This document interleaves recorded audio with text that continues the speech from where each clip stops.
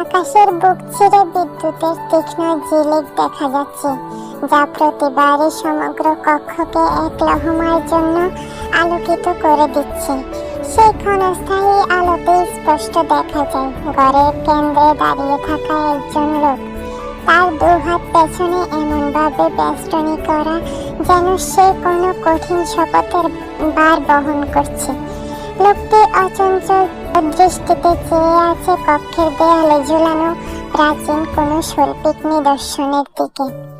সহসা ঘরের ভেতরে জ্বলছে ওঠে এক কৃত্রিম বৈদ্যুতিক দীপ্তি, যা যেন কোনো আকস্মিক ঝলক। এই আলো ঘরটিকে সম্পূর্ণ উদ্ভাসিত করে তোলে। সেই উজ্জ্বলতা প্রতিফলিত হয় বিপরীত দিকের একটি সুদৃশ্য ছবির ক্যানভাসের উপর।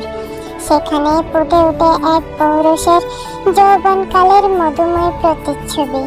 সেই শ্যামবর্ণের পুরুষের চেহারায় এক অসাধারণ মায়াবী আকর্ষণ এবং শান্ত দীপ্তি। স্তব্ধতা ভেঙে দিয়ে লোকটি এক তীক্ষ্ণ বিদ্রুপাত্মক হাসির রেখা টেনে ফিসফিসিয়ে উঠল। তোর অতি আদরের সাম্রাজ্ঞীকে তোর কাছে চিরতরে পাঠিয়ে দিলাম নামজুন। পরপারে তোরা একসাথেই থাকবি। কথাগুলো শেষ হতেই তার মুখমণ্ডলে এক বিকট হাসি ছড়িয়ে পড়ে। সেই হাসিতে যেন ভয়ঙ্করতার কালো ছায়া। হাসতে হাসতে লোকটি পূর্ণবার তাকায় ছবির সেই মৃত ব্যক্তি অর্থাৎ নামজুনের মুখের দিকে। অবাক করা বিষয় হলো মৃতের মুখের আদলের সাথে জীবিত লোকটির চেহারার এক অলৌকিক সাদৃশ্য বিদ্যমান। তোর সাম্রাজ্ঞীর মতোই আমি তোর কাছে পাঠিয়ে দেব তোর অতি আদরের পুতুল কন্যা কিম তেহিয়ংকে। তোর মেয়েটি দেখতে সত্যিই বড় লাস্যময়ী ও অনবদ্য সুন্দরী। লোকটির চোখে ফুটে ওঠে এক নোংরা ঘৃণ্য কামনার ঝলক, যা নিশ্চিত করে দেয় তার লিপ্সা এখন তের দিকেই ধাবিত। ঠিক সেই মুহূর্তে সেখানে এক আগন্তুক হন্তদন্ত ও শ্বাসরুদ্ধ অবস্থায় কক্ষে প্রবেশ করে। কাই ভাই, দেখুন দেখুন, সংবাদ মাধ্যমে কি দেখাচ্ছে। লোকটির কথায় কাই নামের মানুষটি পিঠ ঘুরিয়ে তাকালো। তার চোখের কুটিলতা এক লহমার জন্য চাপা পড়ল গভীর বিস্ময়ে। তার দিকে এগিয়ে আসা যুবকটি তখনই হাতে ধরা মোবাইল ফোনটি তার মুখের সামনে তুলে ধরল। ফোনের স্ক্রিনে চোখ রাখতেই কাই যেন আকস্মিক এক বজ্রাহত হলেন। সেখানে এক স্পষ্ট ও চাঞ্চল্যকর সংবাদ শিরোনাম ভেসে উঠেছে। বিখ্যাত রাজনীতিবিদ কাই তালুকদারের জ্যেষ্ঠ পুত্র জিয়ন জাংকুকের বিবাহ সম্পন্ন। সাধারণ ঘরের কন্যাকে বধূরূপে গ্রহণ করল জিয়ন জাংকুক। কনের নাম কিম তেহিয়ং। জানা যায় কনের বাবা কিম নামজুন ছিলেন এক সময়ের জনপ্রিয় রাজনীতিবিদ এবং কাই তালুকদারের ঘনিষ্ঠ বন্ধু। শুরুতে তাকে সাধারণ ঘরের বলে উল্লেখ করলেও মিসেস জিয়ন আদতে একজন প্রয়াত রাজনীতিবিদের একমাত্র কন্যা। এই অপ্রত্যাশিত সংবাদ দেখে কাই তালুকদার তো রীতিমতো শকড। তার চোখের রন্ধ্রে রন্ধ্রে যেন অবিশ্বাস আর ক্রোধের তীব্র আগুন জ্বলতে শুরু করে। তারই অতি আদরের ছেলে জংকুক শেষে কিনা বিয়ে করলো তারই সেই বন্ধুর মুখোশ পরে থাকা নামজুনের কন্যাকে, যে মেয়েকে সে প্রতিশোধের গুটি বানাতে চেয়েছিল। সেই মেয়ে কিনা তার পুত্রবধূ। নিউজফিড জুড়ে ছেয়ে আছে জাংকুক আর তের বেশ কিছু ছবি। একটি ছবিতে দেখা যাচ্ছে জাংকুক পরম ভালোবাসায় তেকে কোলে তুলে নিয়ে যাচ্ছে কোনো এক বাংলোর দিকে। তাদের আনন্দের মুহূর্তটি সেখানে চিরস্থায়ী হয়ে ধরা দিয়েছে। যদিও ক্যামেরায় দেখানো ছবিটির পেছনের সত্য তারা কেউই জানে না। আধারের মাঝে ঢেকে রাখা হয়েছে জনসম্মুখে, যেন তাদের চোখে পড়ানো হয়ে কালো এক পট্টি। তার সাথে প্রকাশিত হয়েছে তাদের সই করা রেজিস্ট্রি পেপারের ছবি, যা এই বিবাহের সত্যতা প্রমাণ করেছে। নেটিজেনদের মাঝে এই খবর মিশেল প্রতিক্রিয়া সৃষ্টি করেছে। কেউ কেউ এই অপ্রত্যাশিত পরিণয়ে উচ্ছ্বসিত ভালো লাগা প্রকাশ করেছে, তাদের শুভেচ্ছা জানাচ্ছে। আবার অনেকের মধ্যে কাজ করছে হিংসাত্মক মনোভাব। একদল এই জুটিকে প্রশংসায় ভাসালেও অন্য দল রীতিমতো তের পোশাক পরিচ্ছদ এবং সাধারণ পারিবারিক পটভূমি নিয়ে বাজে মন্তব্য ও কটু কথা শুরু করে দিয়েছে। যেন কায়ের ক্রোধের আগুন জনসাধারণের সমালোচনার আগুনের নতুন মাত্রা ফেলল।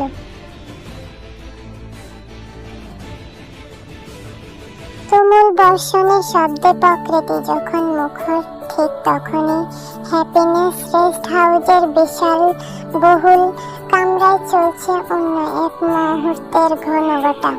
ঘরের উষ্ণ পরিবেশে উষ্ণ দুধ ভর্তি বাথটবে অসহায়ত্বের প্রতিমূর্তি হয়ে বসে আছে তে।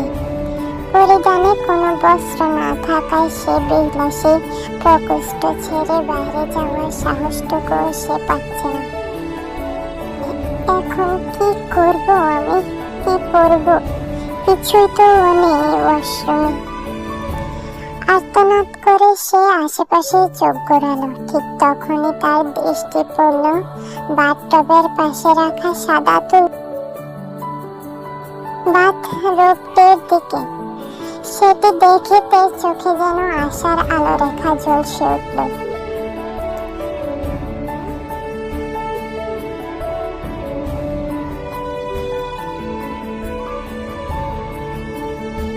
দ্রুত বাথটব থেকে উঠে ঝর্ণা ছেড়ে সে তড়িঘড়ি শাওয়ার সম্পূর্ণ করল এবং দেরি না করে বাথরুমটি নিজের শরীরে জড়িয়ে নিল। বাথরুম পরে সে অতি সন্তর্পণে দরজার ছিটকিনি খুলে মাথাটি সামান্য উঁচিয়ে দেখার চেষ্টা করল জাঙ্কুক আশেপাশে আছে কিনা। তাকে দেখতে না পেয়ে যেন হাত ছেড়ে বাঁচল তে। সে দ্রুত পায়ে ঘর থেকে বেরিয়ে পড়ল। যাক, শয়তানটা তাহলে চলে গেছে। সে যেই না স্বস্তির নিঃশ্বাস ফেলল, অমনি বারান্দা থেকে ঘরে এসে হাজির হলো জাঙ্কুক। জাঙ্কুককে দেখে তে একেবারে থতমত খেয়ে গেল। তার মুখমণ্ডল ভয়ে সাদা হয়ে গেল।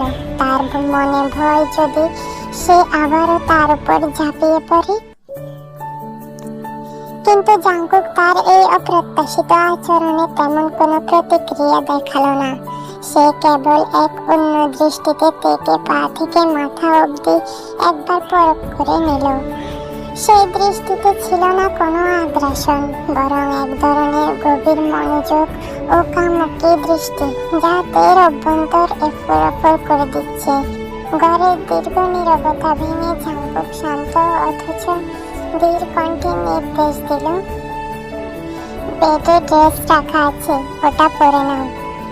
জাঙ্কুক কেবল কথাটুকু বলেই যেন হাওয়ায় মিশে গেল। দ্রুত প্রস্থান করল কামরাটি থেকে। তার অনুপস্থিতি উপলব্ধি করে যেন তে মুক্তির এক স্বস্তির নিঃশ্বাস ফেলল। ধীরে ধীরে সে বিছানার সন্নিকটে গিয়ে সতর্ক হাতে প্যাকেটটি তুলে নিল। প্যাকেট থেকে বস্ত্রটি উন্মোচন করতে তে যেন স্তম্ভিত হয়ে গেল।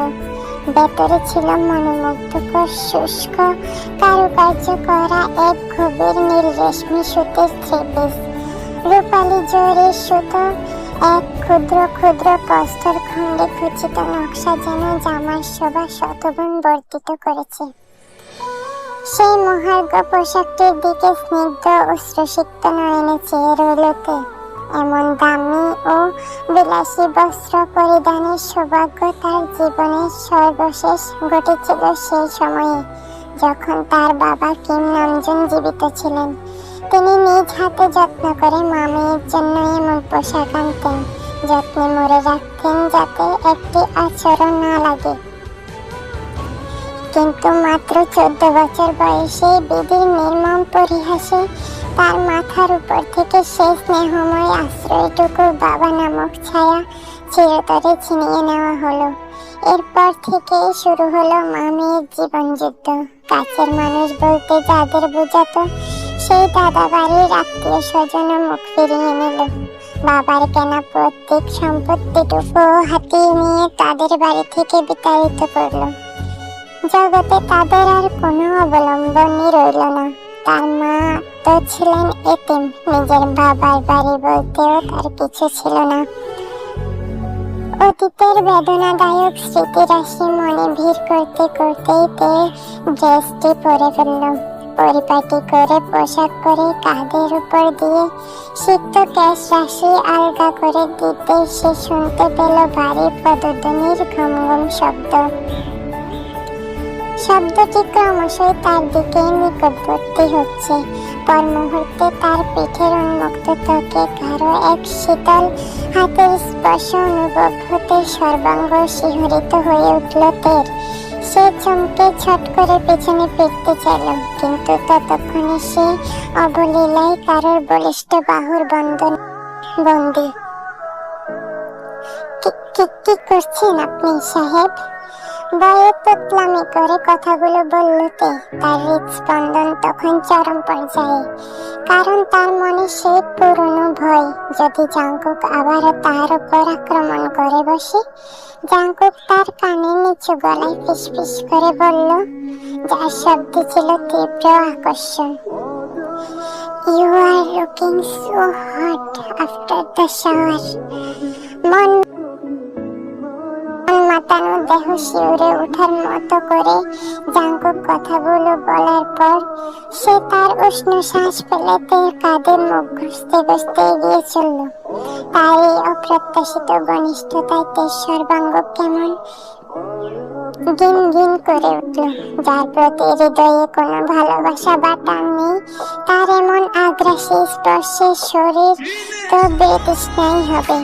জাঙ্কুক যেই না তের কাঁধ থেকে পোশাকের ফিতাটি আলগা করতে যাবে, ঠিক তখনই উচ্চস্বরে বেজে উঠল তার পকেটের মোবাইল ফোনটি।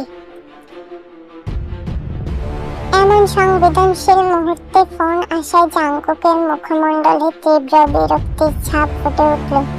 সে ফোন হাতে নিতেই দেখল কলটি তার পার্সোনাল অ্যাসিস্ট্যান্ট সুগার নাম দেখে জাঙ্কুকের কপাল আরো কুঁচকে গেল। বিরক্তির সত্ত্বেও সে ফোনটি রিসিভ করে কানে ধরল। জাঙ্কুক কেবল কিছু শোনার অপেক্ষা করছিল। ওপাশ থেকে আসা কয়েকটি বাক্য শোনা মাত্র জাঙ্কুকের চোখ কপালে উঠল। তার হাত থেকে ফোনটি ছিটকে পড়ে গেল মেঝেতে সশব্দে।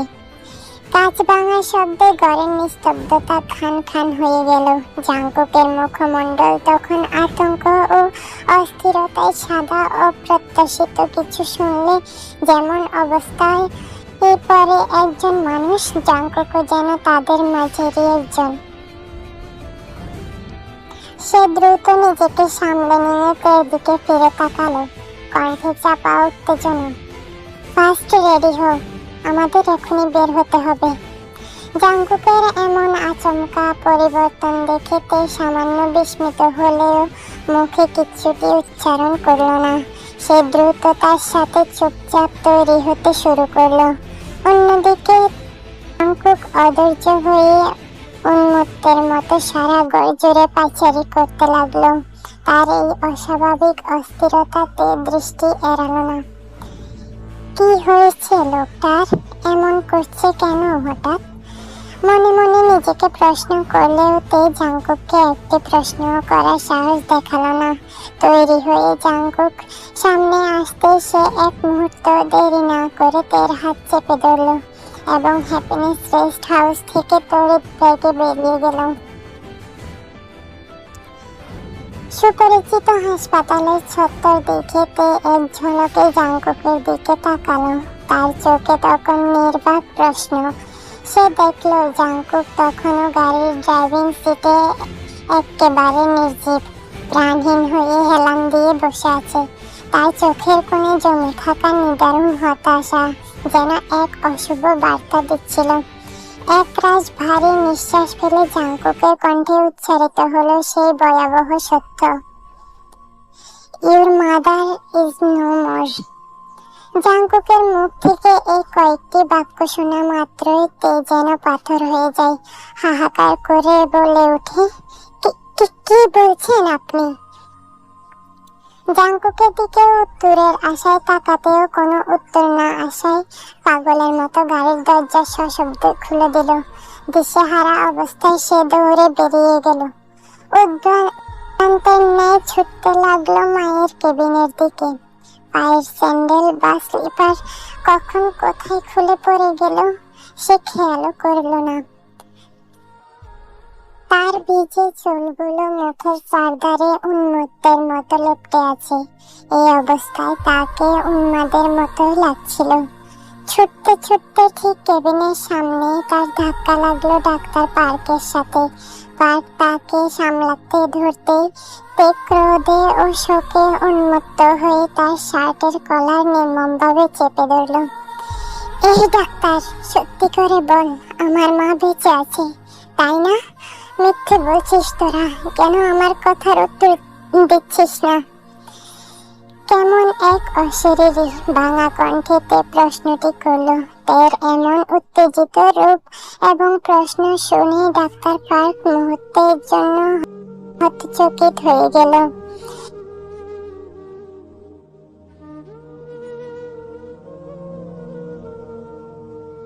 সে কোনো মতে তেকে শান্ত করার চেষ্টা করে।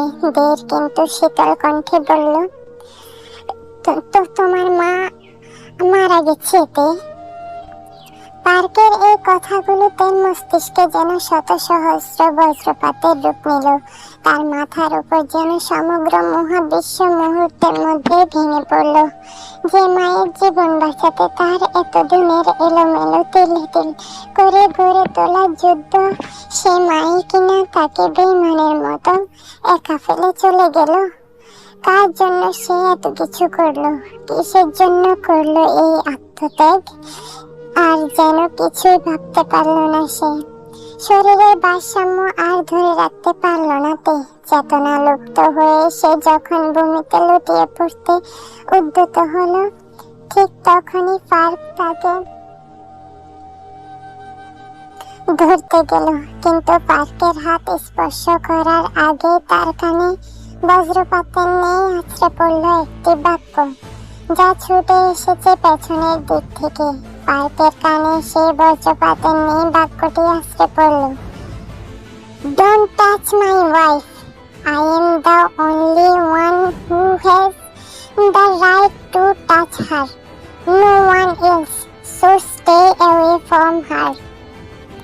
এমন অধিকার বোধক কথা শুনে পার্ক যখন সামনে তাকালো, তখন সে দেখলো জিয়ন জাংকুক এক হাত পকেটে গুজে নিখাদ ম্যানলি স্টাইলে তার দিকে হেঁটে আসছে। জাংকুকের প্রতিটি পদচারণ যেন সশব্দে ঘোষণা করছে এর ওপর একমাত্র কর্তৃত্ব কেবল তারই, তা আর কারোর নয়।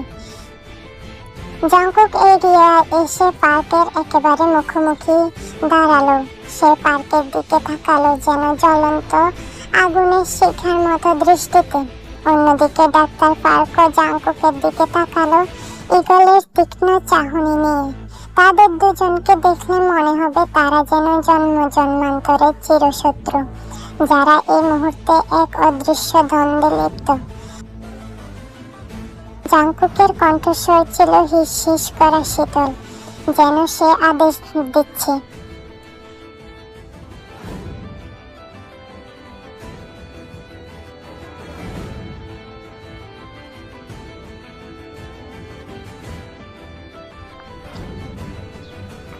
Don't cross your limit, Mr. Bogum. Change that habit of wanting to let you touch everywhere. জাংকুকের কথা শুনে ডাক্তারের অ্যাপ্রন পরিহিত পার্কের মুখে ফুটে উঠল এক কুটিল হাসি।